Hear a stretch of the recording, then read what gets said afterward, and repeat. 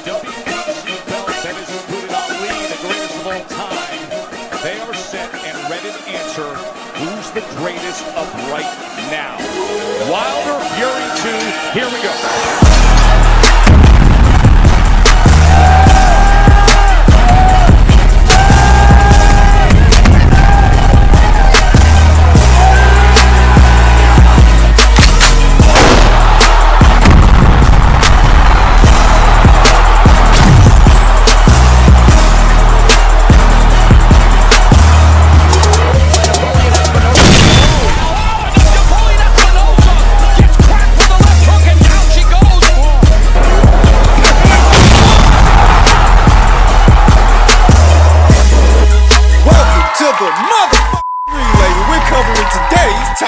I'm sure most of you have heard by now that old Fish Eyes, he's got something to say about the current situation involving Dillian Whyte and Tyson Fury. Naturally. He was quoted as saying, "You can see why he's upset. He doesn't feel he's been looked after. If Dillian was with me, he would have fought for a world title by now. I had Tyson Fury fighting for a world title within 6 months of signing him. We kept him nice, active, and then got him the Wilder fight." Frank Warren would use this as an opportunity to take the piss out of Eddie Hearn. I mean, if you know anything about those two guys, you'll expect these kinds of comments from Frank Warren, when in truth, Dillian Whyte's situation has less to do with Eddie Hearn and Dillian and more to do with Dillian and the WBC. If anybody's responsible for Dillian Whyte's current predicament, it's the WBC more than anybody, as it's their job to ensure a contender like Dillian gets a title shot. In that situation, there's only so much the promoter can do.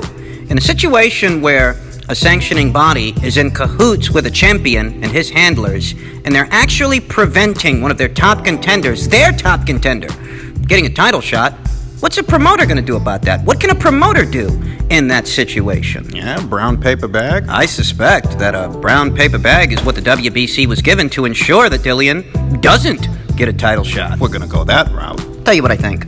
I think Frank Warren's got a lot of nerve using this as an opportunity to belittle Eddie Hearn's abilities to put his fighters in pole positions to get things done.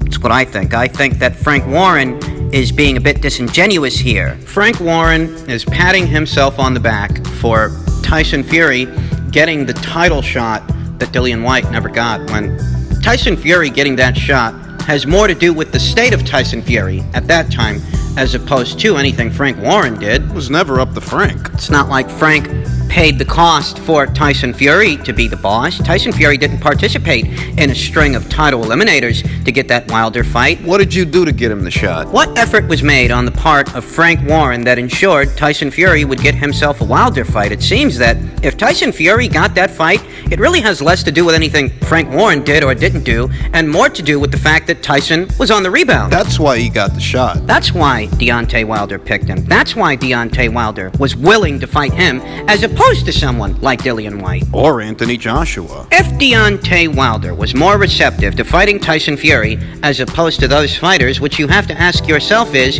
what's the difference between Tyson Fury and both of those fighters? Well, both of those fighters were on the up and up, whereas Tyson Fury was a recovering substance abuser battling both obesity and mental health issues. Those two other guys were not. Tyson Fury was a quasi-retired fighter coming out of retirement, battling all these demons, and that's really what made Tyson Fury an attractive opponent option for Deontay Wilder. Not anything Frank Warren did. Frank wants to take this as an opportunity to throw shade at Eddie Hearn, patting himself on the back that his man Tyson Fury got the shot that Dillian Whyte never got, but Tyson, he's still your fighter, right? Right.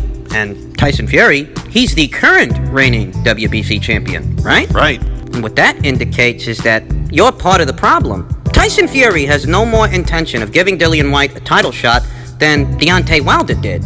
Tyson Fury, he's your fighter. Isn't he? I mean, I know you guys are sharing him with Top Rank, but all the same, he's your fighter. And your fighter doesn't want to give Dillian the title shot that he earned, the same way that Deontay Wilder didn't want to give him a title shot. So if you're looking to see who's responsible for Dillian Whyte's current situation, his current predicament, you need only look in the mirror, because now you're part of that problem. You have been found guilty. Your hands are just as dirty as Shelley Finkel and Deontay Wilder's hands were. Yeah. You're no different. You're no better. You want to get on your high horse, blame Eddie Hearn for what's going on. If Dillian Whyte finds himself in this current situation, it's not as a result of anything Eddie Hearn did or didn't do, it's as a result of your fighter. You and your fighter. But Frank wants to make this about him and Eddie. He wants to make this into a pissing contest about who did it better.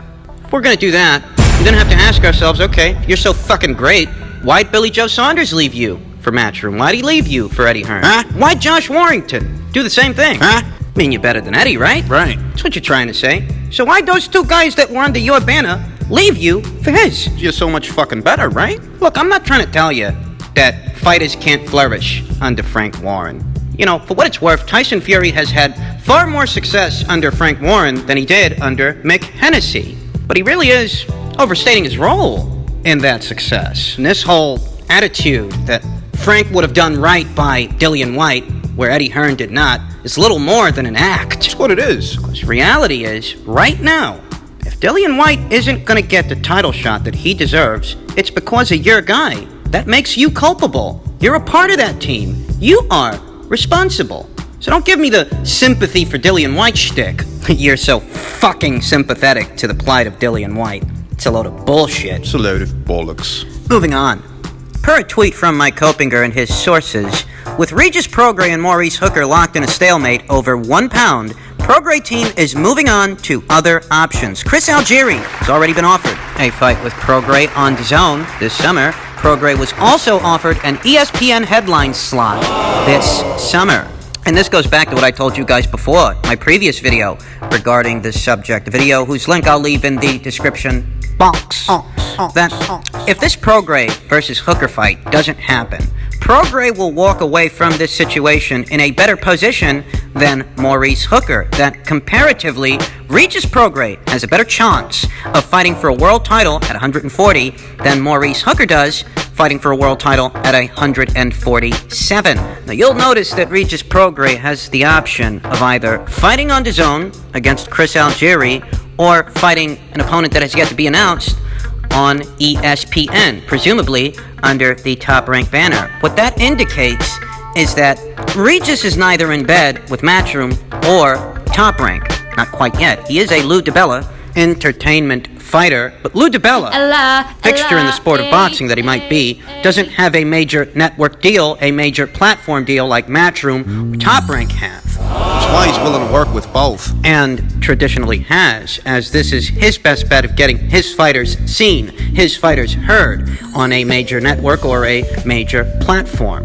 It's entirely possible that Regis Prograis and Lou DiBella enter into a co-promotional deal with either Matchroom or Top Rank, but it being that Regis Prograis has every intention of fighting for a world title at 140 pounds, the best way to go really would be with Top Rank, as they have both the unified 140-pound champions in the division on that side of the street. They got Jose Ramirez. They got Josh Taylor. If you want a rematch with Josh or a crack at Jose, That's where you need to go. that's where you need to be. And as those two guys take care of what are their mandatory challenges, Both of them. you build yourself back up. You bounce back from that loss to Josh Taylor in the World Boxing Super Series. You have a couple of fights. Top Rank, they can set that up. They can make it happen. And as far as Maurice Hooker, what happens to him moving forward if this Prograis fight doesn't materialize? Well, Maurice can't make 140 pounds anymore, at least not healthy, so in all likelihood he goes up to 147. The problem is that, most of the world titles, they're on the PBC side of things. Good luck getting yourself a fight with Errol Spence or Manny Pacquiao. He's still a PBC fighter? I don't know, but even if he isn't, that still doesn't make Maurice Hooker any likelier to get a fight with that guy. And it doesn't really help Maurice's plight. It doesn't really help Maurice Hooker's situation that he's currently being trained by Brian McIntyre. The same Brian McIntyre, Bo Mac, that trains Terrence Crawford. I mean, I'm not saying that you can't set up a situation to where two guys that train under the same guy can't have a fight. I mean, Daniel Jacobs and Sergey Didivianchenko, they had a fight. They're both trained by Andre Rosier. It's just that the likelihood of something like that happening for, Maurice Hooker, Terrence Crawford, I'm not really seeing it. Yeah. Maurice Hooker goes to 147 pounds. You're looking at fights with guys like, I don't know, Vesputin, maybe Blair Cobbs, somebody like that. Blair the Flare. But I don't think that when a guy decides to move up in weight, He's got his heart set on a fight with a guy like Blair Cobbs. You go to 147, it's not for fucking Blair Cobbs. We know what Maurice wants. Maurice wants the big fights, the big names, the title fights. And, I think he's going to have trouble getting those fights. Short of crossing over to the PBC side of things. It's very difficult to conjure how is it Maurice Hooker would end up fighting for a world title anytime in the near future. I'll say that comparatively, this Prograis fight would likely get Maurice more attention and money than fighting the outliers of the welterweight division. Because, you're not likely to get a fight with a PBC fighter unless you yourself are a PBC fighter. And even then, it's not a guarantee. So for fighting the outliers of the welterweight division, whoever else is around, you might as well have this Prograis fight. You might as well concede that 1 pound, since it's only 1 pound, that these two guys are disputing about. You might as well concede that 1 pound because initially, Regis conceded 3 pounds to make the fight a reality. Well, now it's time for you to make a concession. It's your turn. So I reiterate, Regis Prograis, he conceded 3 pounds to make the Hooker fight a reality. So how many more concessions is that guy expected to make, especially when he has no plans on campaigning as a welterweight in the near future? For all intents and purposes, this is a guy who still wants to become a champion at 140 pounds. It depends on how much this fight means to Maurice Hooker. It depends on how viable this fight is to Maurice Hooker. Because if he can't make the weight healthy, he can't make the weight healthy. We're just going to have to wait and see what happens. And finally, there appears to be a situation unfolding via social media between Ryan Garcia and his promoter, Oscar De La Hoya. Oscar was quoted as saying, "Due to Team Ryan Garcia's decision to not accept the July 4th bout, we will now return in late July with the future of boxing, Virgil Ortiz." To which Ryan Garcia replied, "You do realize you're supposed to be my promoter, not hater, right?" WBC junior middleweight champion Jermell Charlo, like many of us, watched the situation unfold, had this to say. He said, "Bruh, nobody's better than Heyman. I left Golden Boy Promotions making $100,000, got with Heyman, made 10 times more. Bruh, you're too popular to be with them. Don't be used or put on the shelf. You're young. Be smart, Ryan Garcia." Strange comment from Jermell Charlo because, yes, it's true. He did leave Golden Boy Promotions with Al Heyman. Years ago. But what was his economic standing at his time at Golden Boy? Was he a world champion yet? No. Was he even a world-level contender at that time? No. It's almost like Jermell Charlo's trying to say that the people at Golden Boy put a cap on how much money he could earn at that time, when in reality, you weren't earning very much at that time because nobody knew who you were and you weren't a world champion. So why would you be making more than $100,000? Doesn't even make sense. Jermell is claiming that Ryan Garcia is too popular to be on that side of the street. But lest we forget who's on that side of the street with him. Someone far more popular than Ryan, someone far more popular than Jermell. Canelo Alvarez, the guy with the biggest sports contract in the history of sports contracts.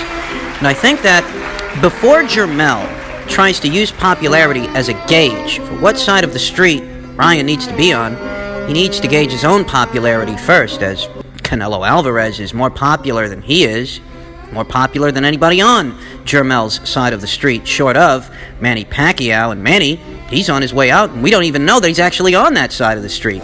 Keep hearing Manny's name tied to fighters who aren't on that side of things, the PBC side of things. Fighters like Terrence Crawford, fighters like Mikey Garcia. Those guys. But short of Manny Pacquiao, there's nobody else on the PBC side of things quite as popular as a Canelo Alvarez. So if popularity is any reason to be on any side of the street, surely being on the same side of the street as Canelo has to stand for something. As far as the issue itself, that July 4th fight date, that looks like is all but scrapped.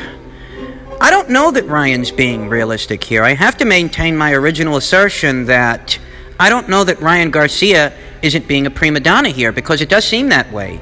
This is a fight that would presumably take place in the absence of an audience, in the absence of a live gate. And surely that's going to affect what the fighters that are fighting stand to make. For the fights. Yeah, it's not a world title fight. And Ryan, he's not a world champion, nor has he ever been. So what exactly is a reasonable number for a prospect in this situation? A prospect who would be fighting in the absence of a live audience. They offered Ryan Garcia about $200,000 for that fight date, for that July 4th card. That's half of what Shakur Stevenson made last week. On a top-ranked card. What's the difference between Ryan Garcia and Shakur Stevenson? I'll tell you what the difference is. One of these guys is a world champion, and one of these guys is a prospect. I mean, that's a difference. Granted that Shakur Stevenson's fight wasn't a world title fight, he himself still is a world titleist. Whereas Ryan Garcia, he's not there yet. Shakur Stevenson is WBO featherweight champion. And I happen to think that that title, that status, affects the pay grade, affects his pay scale. Puts him above Ryan. So, if Shakur Stevenson is getting paid something like $400,000 to make an appearance on a card, in the absence of a live audience, what does Ryan Garcia expect to get? With no audience. What, you're expecting to be paid the same as a world champion? For fighting who? No likelihood. Had Ryan Garcia been on board for that July 4th card, for that July 4th fight date, whoever he was going to be fighting wasn't going to be some high-profile guy. So what are you expecting to get paid? I'll tell you that these situations between Ryan and the upper-level management at Golden Boy are becoming a regular thing. And in truth, I think that they're both mismanaging these kinds of situations, having them out in the open in full view of the boxing community, in full view of the public eye. Ryan may be turning out to be quite the shrewd businessman, but I also think that people at Golden Boy Promotions, Oscar De La Coca in particular, he doesn't need to be throwing shade at one of his own fighters like this. In front of everybody. So the kid drives a hard bargain. You two guys, you can't see eye to eye. I understand that. But when you take to social media and you make this kind of comment, what exactly are you hoping to do? What exactly are you hoping to accomplish by throwing shade at one of your own guys like this? What's the end game here? Are you trying to create a situation to where your own fighter starts asking to be released from his contract? Is that good for business? How do you think that's going to look to the prospects coming out of the amateurs, looking to go pro and sign with a major outfit, a top rank, a matchroom, a premier boxing champions? A Golden Boy Promotions. The repercussions of mishandling this Ryan Garcia situation far exceed what consequences could come about between you and him, you and Ryan. Other people are seeing this. And those people, particular to this conversation, those prospects, might decide that they might not want nothing to do with you since they see how that Ryan Garcia situation went. Comprendo? Friendo. There used to be a time when this kind of business was handled behind closed doors, away from the prying eyes of the boxing community, who can very well amplify a situation to be much worse than it already is. But this is how the people at Golden Boy insist on treating these situations with Ryan, and I don't know that it's good for business. I don't. These motherfuckers need to get it together.